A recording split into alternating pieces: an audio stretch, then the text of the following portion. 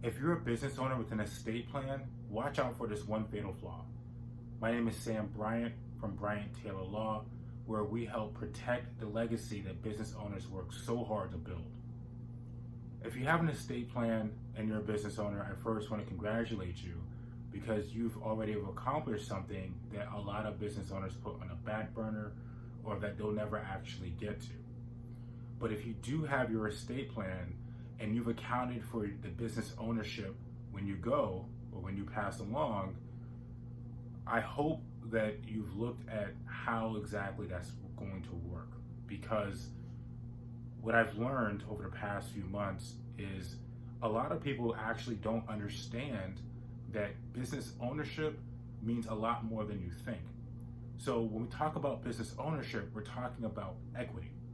And if you've just simply said to your estate planning attorney, I want my equity passed to X beneficiary, you may have overlooked some things. Equity is actually a bundle of different rights.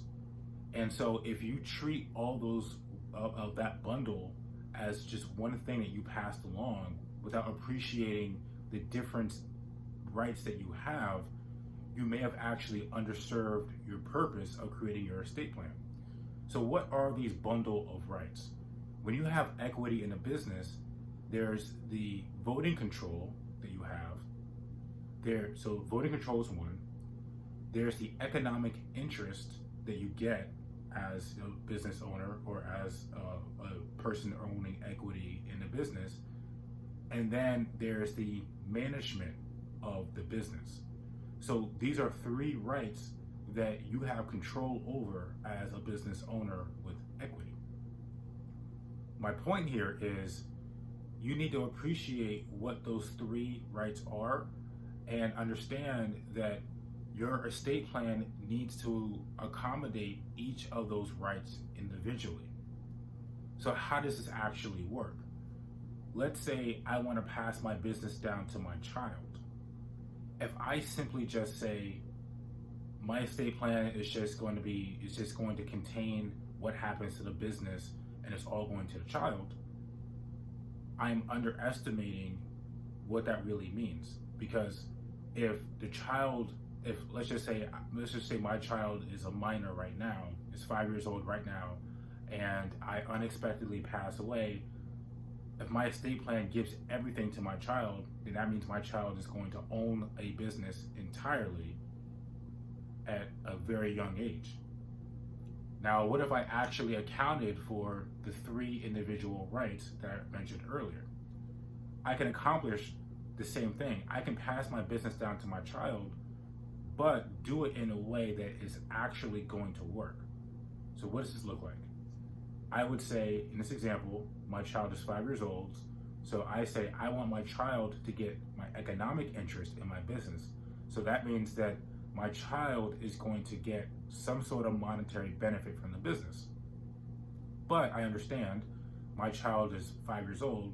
And so if my child is a minor when I pass, they may not be in a position to have the management ability to run the business. So I would want to account for that management right and give that management right to somebody else who can run the business if my child can't. Then, so I've accounted for the economic interest. Now I've accounted for the management interest. Now I want to account for the voting interest. I can pass this voting interest to my child once they come of age, or account for it and give it to somebody else, maybe another family member, maybe a custodian of the child. But in any event, give that voting interest to another person who has the ability to make good decisions for the business.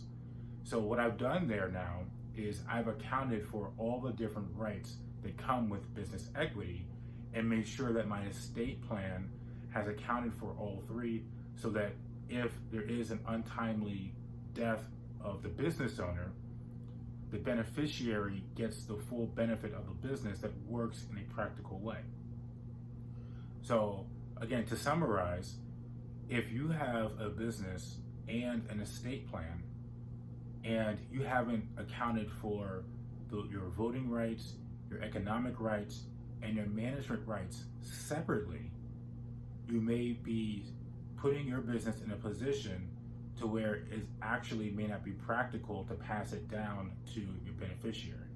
So you just want to make sure that you account for those 3 different rights separately. I hope you found this video helpful.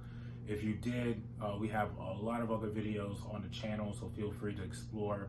And if you want to contact us about your business and how you can put your business in the best position to pass it down, our contact information is in the description. Take care.